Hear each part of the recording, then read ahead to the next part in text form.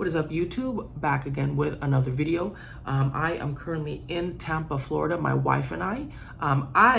I'm currently on vacation. She not so, because the reason we are in Tampa is because she is taking the Florida bar to become a lawyer. So very big day for her.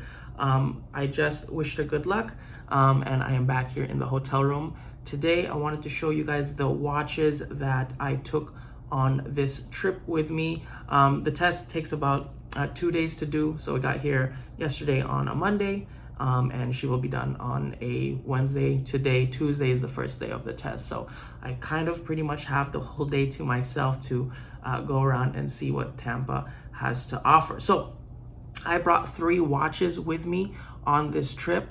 Now, I don't know if you guys have the same problem, but sometimes it's quite difficult, quite challenging to pick the watches that you're gonna bring with you on a trip.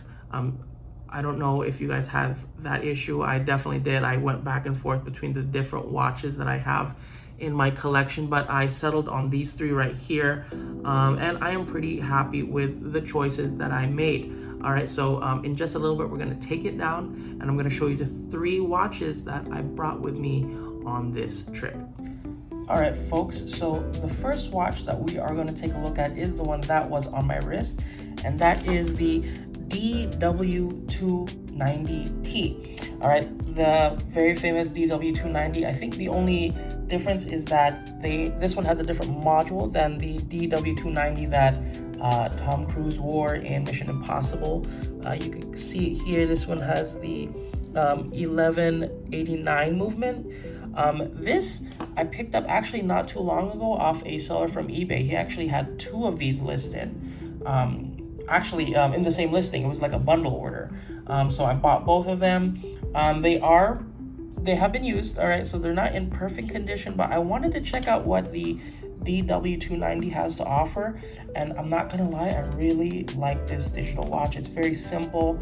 The batteries were just changed on both of them, so it's got a fresh battery in it, and these things are pretty much tanks. I'm very happy with this purchase, and I love the electroluminescence light on these. I wish Casio still used them, right? I know they're kind of phasing them out. There's not many models out there with that electroluminescent light. I think aside from the F105, I can't think of another one. Maybe the A186, I think, if you can still find those around. But yeah, I really like this watch. It's super light, and again, for the age, it's actually still in pretty good condition. So I am quite enjoying my time with this watch. The next one I got is this Seiko Kinetic Couture watch.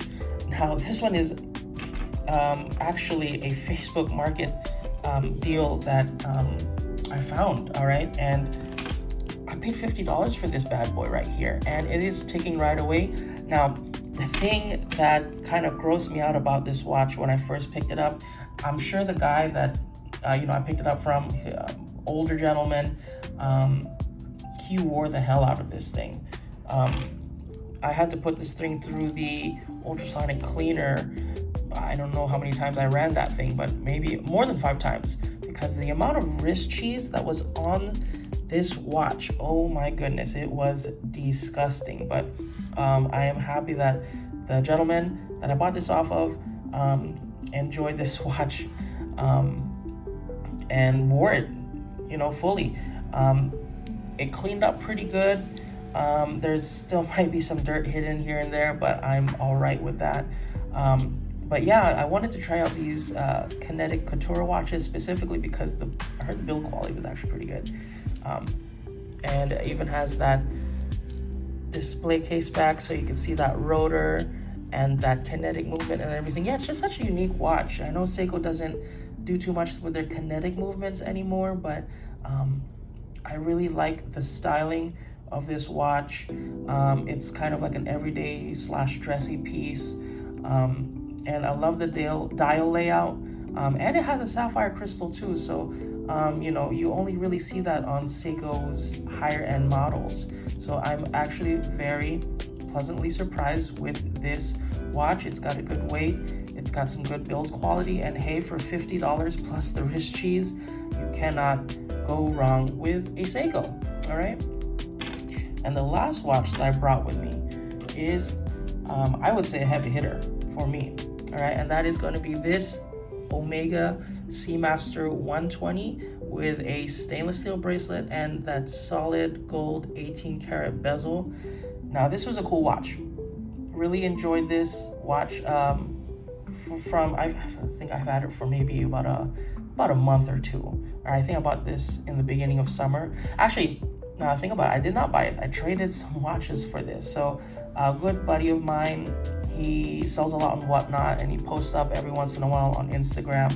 He had this watch on his stories, and I had to have it, fell in love with it. All right, I have a Seamaster, the Prebond, the 120, the 200 meter. And I really like that one, but I wanted something with that Seamaster bracelet. I'm looking into maybe getting a Seamaster 300 one day, but this was such an eye catcher when I saw it on his story. So I actually traded him like 12 or 13 different watches for this one guy. And you know, it's a win-win situation. I get a nice Omega Seamaster, and my collection is a lot smaller. My wife is a lot happier that, you know, I don't have watches scattered around the house. So again, it was a win-win. But back to this watch, the nice thing about this watch is, according to him, the guy that he got it from had it fully serviced from Omega. I have the box and papers at home. Everything's pristine. I think even the warranty card hasn't even been touched, even been opened. So it's in pretty decent condition for its age. This is a 1990s model. There are some scuffs on the bracelet, but like overall cosmetically, it's pretty good. And again, the movement is tip-top shape. It is a chronometer certified movement, so it's pretty good. The winding is butter on this guy. So Omega definitely has some quality products. So again, the thing I really like about this watch is that bracelet. It's very flowy, it's very comfortable. I do wear my watches a little loose on my wrist, especially here in Florida. All right, but it fits me just fine. So I'm very, very happy with this watch. He does want to get it back from me, so I might hold on to it for the time being until something else on his story pops up, and we might be able to do some kind of trade of some sort. But yeah, those are my 3 watches that I brought on this trip. This is obviously going to be like my workout watch. I'm definitely going to take a dip in the pool after this video. And these 2 are kind of like interchangeable for me.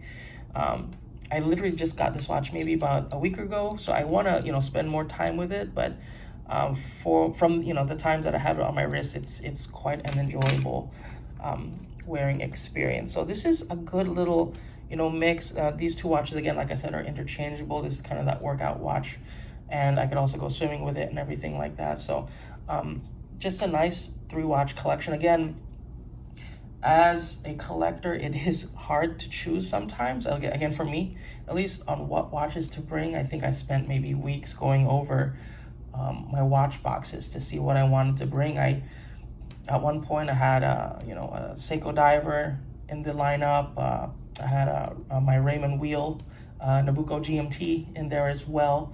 But I stuck to these 3, and I think I am happy with the decision I made. All right, folks, so those are the 3 watches that I brought on this trip with me. I think 3 is a good number when it comes to traveling with wrist watches, 2 or 3, because you don't want to, again, overload yourself, and you don't want to lose track of any watches. Obviously, I sometimes travel with a watch roll, but these here I kind of just chucked into my suitcase. I wore the Omega yesterday, so that wasn't packed away, obviously. But again, I think the funny part about this whole situation with this hobby is the challenge of choosing the watches that you take when you travel. It could be an hour away, or a weekend getaway or something like that. It is quite funny, the challenge that us watch nerds have when choosing watches. Again, it was challenging for me. It might not be as challenging for you guys, but If you would like, comment down below the watches that you would bring on a trip. And until then, I will see you guys in the next video.